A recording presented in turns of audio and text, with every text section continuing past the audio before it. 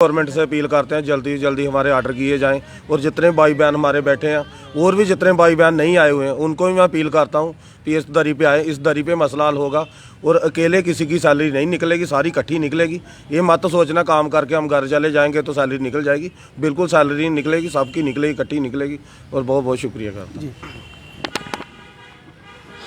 ऋषि जी, जिस तरह से इन्होंने आपको भी कहा था कि कोई मसले आपने भी देखे हैं, जब शनिवार को भी इन्होंने कहा था मसला इतना बड़ा नहीं, अगर चाहे एडमिनिस्ट्रेशन तो इशू बड़ा बना हाँ, इशू बड़ा बना हुआ और ये काम भी बड़े बड़े अधिकारियों के पास ही कर रहे हैं, हाई प्रोफाइल के पास काम करते हैं, ब्यूरोक्रेट्स के पास काम करते हैं। इनका कसूर ये है कि इन्होंने मेहनत से काम किया, आज तक ईमानदारी से काम किया। मुझे ये बताइए आज के वक्त में 225 से क्या होता है? मुझे ये बताइए आखिरकार इनके लिए इनकी तरफ गवर्नमेंट क्यों साइलेंट? क्यों प्रदर्शन करना पड़ता है?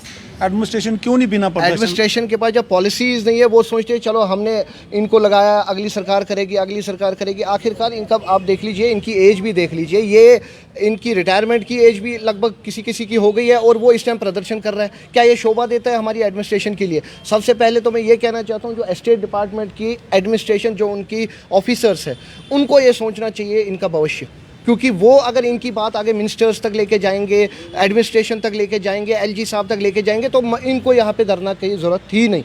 जब इनकी एडमिनिस्ट्रेशन ही, इनके अपने ऑफिसर्स ही उस लायक मतलब कर नहीं रही है इनकी डिमांड। महंगाई दर की बात करें तो महंगाई कहाँ से कहाँ पहुँच गई, लेकिन इनकी जो दिहाड़ी है वही 225। वही तो मैं आपको बोल रहा हूँ, डेली वेजेस का कसूर क्या है? डेली वेजेस का कसूर ये है कि वो बेचारे शांति सैलरी की तरफ किसी का ध्यान क्यों नहीं जाता? ध्यान ही नहीं। मुझे ये बताइए, आप ब्यूरोक्रेट्स की, आप एमएलएज की, आप मिनिस्टर्स की सैलरी देख लीजिए, जितनी इनकी मुझे लगता है कि इतने यहाँ बैठे इनकी सैलरी उतना एक एमएलए सैलरी लेता है, उतना एक मिनिस्टर सैलरी लेता है, उतना एक हर महीने हर चीज बेनिफिट टाइम पे मिलता है उनकी। आप देखिए आज वो वीआईपी जो सुविधा ले रहे हैं, आज जो वो 5 स्टार होटल्स की तरह रह रहे हैं, वहाँ पे ऐशो आराम की जिंदगी, वो इन्हीं की वजह से है। उनको खरोच तक आती है तो ये तो लोग पहुंच जाते हैं। ज्यादा इनका इशू बड़ा भी नहीं है, 400 मुलाजिम है और सब इशू बनाया गया, इसको इशू बनाया गया। वो चाहते हैं कि इशू बने, ये लोग इनके मसले जब इनको हटाएंगे तब ना ये वो भर्ती कराएंगे।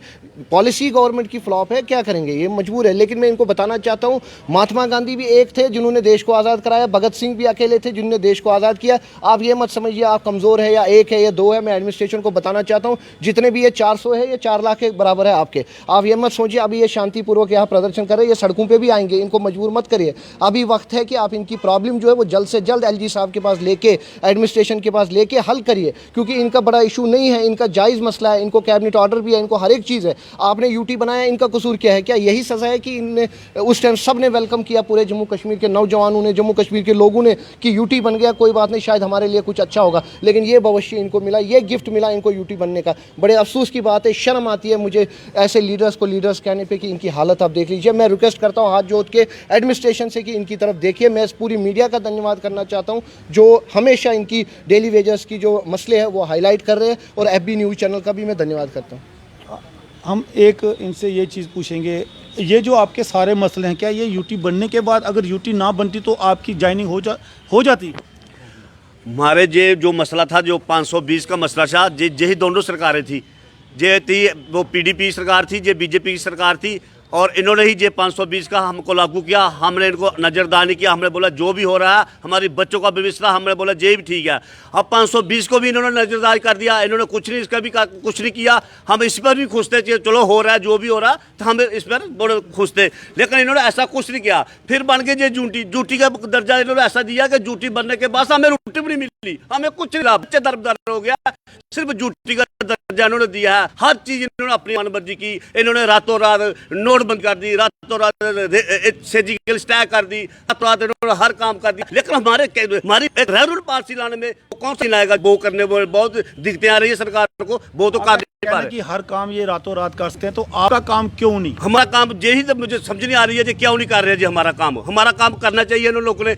अगर इनके खिलाफ बोले तो वो हम बोलने के बाद मजबूर कर रहे हैं। अगर ऐसा हमारा नहीं होता तो फिर हम बोलने पर हमें कोई रोक नहीं सकता है, फिर तो हम बोलेंगे, क्योंकि हम भूखे रह रहे हैं, हमें रोटी नहीं है। मैं सीधे सीधे बोलता हूँ रोटी नहीं है, मसीहा माना इनको, हर चीज़ माना, हाथ जोड़कर तक मैंने फरियाद की, हर एक का दरवाजा हमने खटखटाया, हर एक के पास गया हमें, लेकिन झूठे स्पष्ट मिल गए। हमें ये भी कहा गया कि आप बैठो यार, आप ऐसा करो, आप 6 बजे हमारे घर पे आना। हम सुबह 6 बजे भी इनके घर में गए, फिर बोला 2 बजे आना, 2 बजे गए, फिर हमने सुबह खाना तक नहीं खाया। हमने मानिया अपने प्रेसिडेंट रविंद्र रैना जी से मिले, उसने बोला कि आप आओ, आप कब क्या? हमने बोला सर हमने खाना नहीं खाया, हमें टाइम दिया जाए, हमें मिलना है। बोला हम मिलो आप हमसे। हमने बोला खाना नहीं खाया। वो आपने खाना नहीं खाया? सर पैसे नहीं हमारे पास, हम कहाँ से खाएंगे? हमारे पास तो 20 रुपया। बोला हमारे पास तो 10 रुपये भी नहीं है। आपके पास तो 20 रुपये है, हमारे पास तो 10 रुपये भी नहीं है। तो मैंने बोला सर रविंद्र रैना जी ये जी बोलते जी हैं जी कि सर, उनके पास 10 भी नहीं जी है। जी सर, बिल्कुल फेस टू फेस बात हुई है। बोला इन बच्चे भूखे जाओ, सेब लाओ, गोल्डन सेब लाओ, इनको सेब खिलाओ।